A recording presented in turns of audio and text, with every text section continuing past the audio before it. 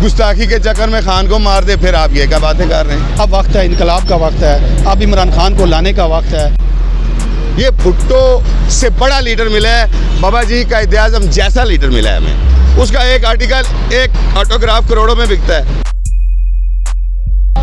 जी, इस वक्त मैं रावलपिंडी में मौजूद हूँ। इमरान खान साहब के एक नौजवान खिलाड़ी मेरे साथ मौजूद हैं। इनसे जानते हैं कि आज यहाँ पर एक एहतजाज हो रहा है, इसमें इनकी क्या शिरकत की क्या वजह है। सर, सबसे पहले ये बताएं कि क्या वजह है आज के एहतजाज। सबसे पहले आपका शुक्रिया कि आपने आज के एहतजाज को कवर किया। मैं डिप्टी इंफॉर्मेशन सेक्रेटरी हूँ रावलपिंडी ज़िले का, राजा उस्मान नाम है मेरा। इस टाइम हमारे मुल्क को एक ही लीडर की ज़रूरत है जिसका नाम है इमरान खान। और अभी आपको पता है जलसा हो रहा है, तमाम कस्बों से गलियों से लोग वहाँ पे निकले हैं। और हम इसी तरह जब भी हमारा खान साहब हमें आर्डर देंगे और हम रोड के ऊपर मौजूद हों।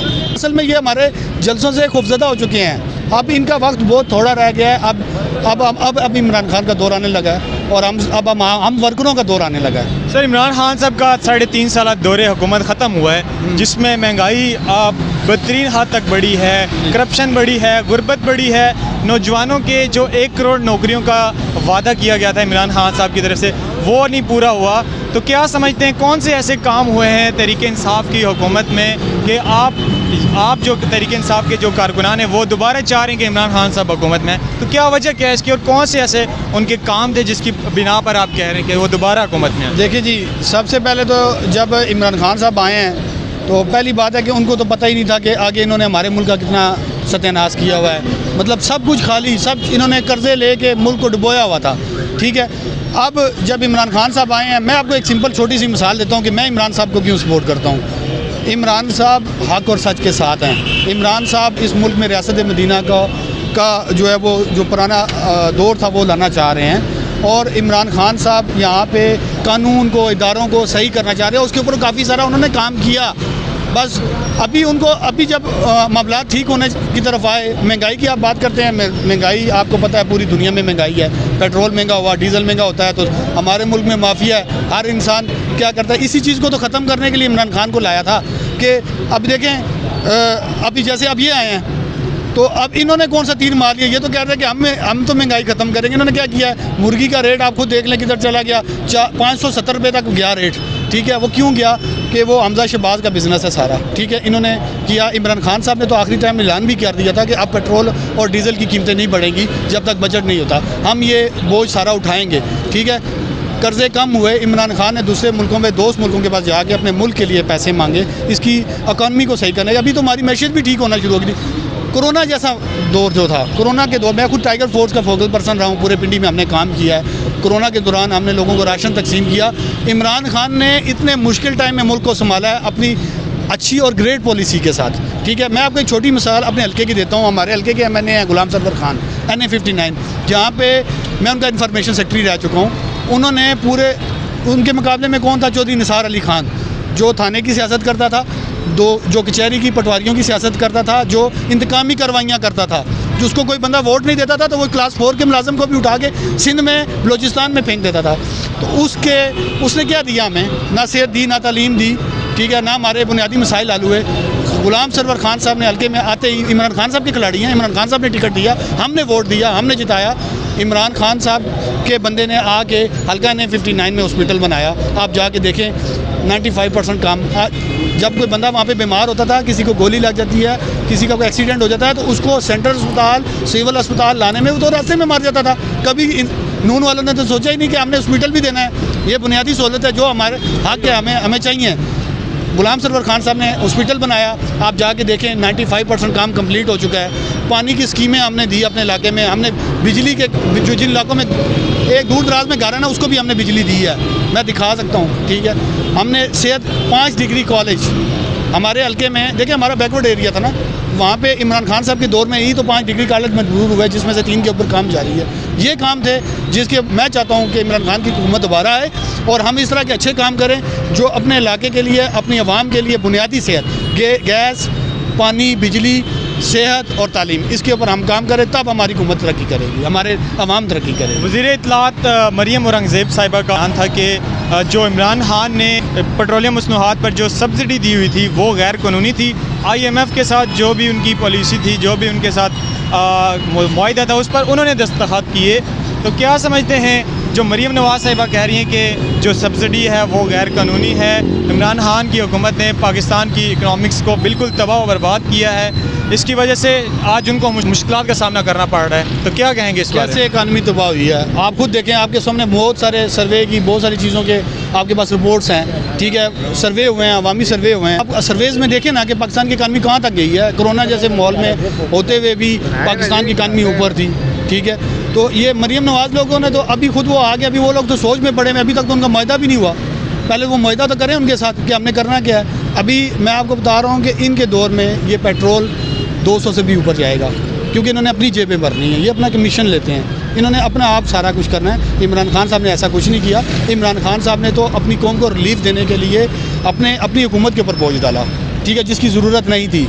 हमें दुनिया के साथ चलना है। दुनिया में जब ऑल वर्ल्ड में मैंने खुद निकाला है जुल्फ़िकार अली भुट्टो के दौर में, जुल्फ़िकार अली उस टाइम में महंगाई का शोर था, ठीक है, पेट्रोल डीजल की कीमतें थी। बेनज़ीर के दौर में मैंने वीडियोस निकाली, उसमें भी यही था, ठीक है। नवाज शरीफ के दौर में निकाला, उसमें भी यही था। तो इमरान खान आया जब वो मुल्क को सही करने का, उस टाइम भी इन्होंने वही प्रोपेगेंडा, वही सब कुछ चल रहा है। लेकिन अल्हम्दुलिल्लाह इमरान खान साहब आएंगे और इस मुल्क को ठीक करेंगे, और इस दफ़ा 2 तारीख अक्सरियत से आएंगे इंशाअल्लाह। अभी आप खुद अभी 20 तारीख को खान साहब ने आज़ादी मार्च का ऐलान करना है, उसके बाद आप खुद देख लेना कि कितनी दुनिया इमरान खान साहब के लिए इधर आएगी।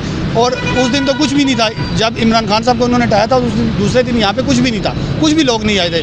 अब जो लोग आएंगे ना वो इनकी हुकूमत को पलटा देंगे इंशाअल्लाह। आखिर में पाकिस्तानी कौम को क्या पैगाम देना चाहेंगे? अपने पाकिस्तानी अवाम को एक पैगाम देना चाहता हूँ, दिल से देना चाहता हूँ कि खुदारा सोचो, निकलो अपने घरों से बाहर, ठीक है। अब वक्त है, इनकलाब का वक्त है, अब इमरान खान को लाने का वक्त है। वो बंदा जिसने बाहर की अय्याशी वाली ज़िंदगी, एक अच्छी ज़िंदगी, एक सहूलतों वाली ज़िंदगी छोड़ दी, जिसको वहाँ पे उसको हर चीज़ वहाँ पे मैसर थी, उसने छोड़ के हमारे लिए वो पाकिस्तान में स्ट्रगल कर रहा है, अपने बच्चों से दूर है। जो 2-2.5 साल से अपने बच्चों को नहीं मिला, उसके लिए निकलो, इस मुल्क के लिए निकलो। सबसे पहले ये मुल्क है, सबसे पहले ये हमारा मुल्क है, इसके लिए निकलो और अपने मुल्क को बचाओ इन चोरों से, इन गद्दारों से, इन लुटेरों से, इन ज़मीर फरोशों से और इन कातलों से इस मुल्क को बचाओ। खुदारा 20 तारीख को जब खान साहब कॉल देंगे तो सारे पाकिस्तानी, कोई रेडी वाला है, कोई दुकान वाला है, कोई रक्शे वाला है, कोई सुजुकी वाला है, ठीक है, कोई स्टूडेंट है, कोई बुज़ुर्ग है, सब आओ भाई, सब आओ और अपने इमरान खान को सपोर्ट करो। यही आपकी तकदीर बदलेगा, यही इस मुल्क को बदलेगा और यही पाकिस्तान को पाइंदा बनाएगा। बहुत शुक्रिया। इमरान खान साहब का 3.5 साल दौरे हुकूमत, कौन से ऐसे काम हुए जो आवाम की फलाह व बहबूद के लिए हुए? बेशुमार। किन के बता दें? सबसे पहले अवाम का वक़ार बहाल किया गया। जो सबसे पहली चीज़ थी, थाना कल्चर इस कदर अपनी जड़ें मजबूत कर चुका है हमारी सोसाइटी में कि खान साहब ने ऑनलाइन FIR को, ये सबसे बड़ा उसका काम है। एक वक़ार बहाल हुआ है खान का।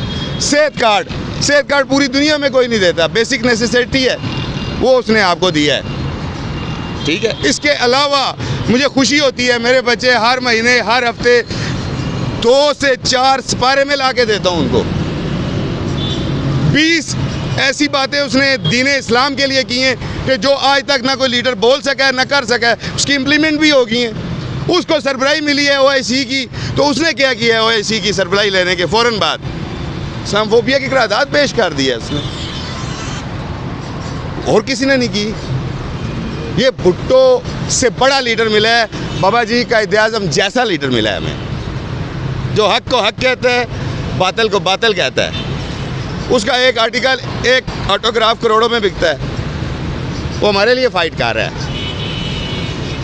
और अल्लाह का इनाम है वो आपके लिए। अच्छा, क्या लगता है इमरान खान साहब 20 के बाद ऐलान करने जा रहे हैं मार्च का, तो वो ऐलान होगा या उससे पहले इलेक्शन हो जाएंगे? इंशाअल्लाह ऐलान से पहले खान साहब की तवक्कुआत पे जितनी भी कुव्वतें जो कार फरमा हैं उनको पीछे धकेलने में, वो सारी की सारी खुद खान साहब को प्लेट में रख के देंगी कि जनाब खान साहब क्या चाहते हैं आप करें।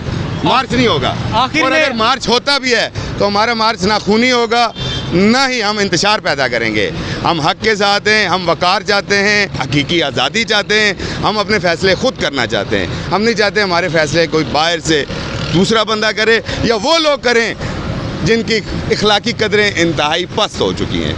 हमारे खान का अगर वो यू टर्न कहते हैं यार, उसने एक आज़ाद ज़िंदगी से वापस वो अपने दीन में भी दाखिल हुआ है और आज वो अपने दीन और इंसानियत के लिए काम कर रहा है। इंसानियत पहले है, बाद में आपका दीन है। और इंसानियत के लिए जो बातें, जो काम खान साहब ने प्री सुनामी की सूरत में किया है, वही आप नहीं, उसका ही नहीं फल आप उसको वापस कर सकते। तो मेरे ख्याल से एक पढ़ा लिखा, समझदार, शऊर रखने वाला इंसान आजकल की इन मीडिया की बातों में या इन लीडरान की बातों में नहीं आएगा। आखिर में पाकिस्तानी कौम को क्या पैगाम देंगे? पाकिस्तानी कौम में खुददार कौम है, वो अपना अच्छा बुरा जानती है और आजकल के दौर में इस टाइम मैं नहीं समझता हूँ कि पाकिस्तानी कौम को कोई पैगाम देने की ज़रूरत है। हकीकी आज़ादी उसको चाहिए, अपना वक़ार भी चाहिए उसको, और उसकी हमें एक ख़ास कौम की ट्रेनिंग की भी ज़रूरत है, ख़ास नज़रिए के तहत। वो जब तक खान जैसा लीडर हम उसको टाइम नहीं देंगे, ये नहीं होगा। तो पाकिस्तानी कौम से मेरी यही रिक्वेस्ट है, खुदारा अभी भी अकल को हाथ मारें, देखें अपने इर्द गिर्द माहौल को देखें, फ़ौरन माहौल चेंज हुआ है। तो बाप अगर वज़ीर-ए-आज़म, बेटा वज़ीर आला, तो ये तो मेरी बात में हम अपने घर में नहीं तुम लोग बर्दाश्त करते हो, पाकिस्तानियों बहन भाइयों में नहीं बर्दाश्त करते हो, तो आप लोग मुल्क में कैसे बर्दाश्त करके बैठे हुए हो? वो लोग डबल स्टैंडर्ड्स हैं इनके, आपके लिए हो रहे हैं, अपने लिए हो रहे हैं। ठीक है, इन्होंने मस्जिद नबी के हवाले से बहुत गलत किया है, वहाँ पे भी दो जो बंदे इनके मैन हैं, वो इनके बंदों ने इनिशिएट किया है वो सारा मामला। आज सऊदी गवर्नमेंट, मैं तो राब्ते में हूँ, मैं वहाँ पे रह के आया हूँ, 5-7 साल मैंने गुजारे काबे में गुजारे। वहाँ पे जो लोग हैं वो बता रहे हैं कि जनाब मैन जो बंदे वो नहीं छोड़े, और वो मैन बंदे इनके बंदे। फैसलाबाद का कोई MNA है, उसका कज़न है, उसका एक बिज़नेस पार्टनर है, एक भतीजा है, दोनों बंदे उसके। इनिशिएट वो करते हैं, जब रश मार्केट में एक चीज़ आप इनिशिएट करते हैं, इंतशार फैलाते, ज़िम्मेदार आप हैं। तो वो दो बंदे इस टाइम गवर्नमेंट टिल मार रही है कि वो वापस करें। आप पहले खान साहब को इंतशार में मरवाना चाहते हैं कि कोई जाहिल आदमी गुस्ताखी के चक्कर में खान को मार दे, फिर आप ये क्या बातें कर रहे हैं? अभी पाकिस्तानियों आपको समझना चाहिए, और अच्छा बुरा मेरा नहीं ख्याल खान जैसे इंस्ट्रक्टर के होते हुए अब पाकिस्तानी किसी की तरफ देखें। बहुत शुक्रिया।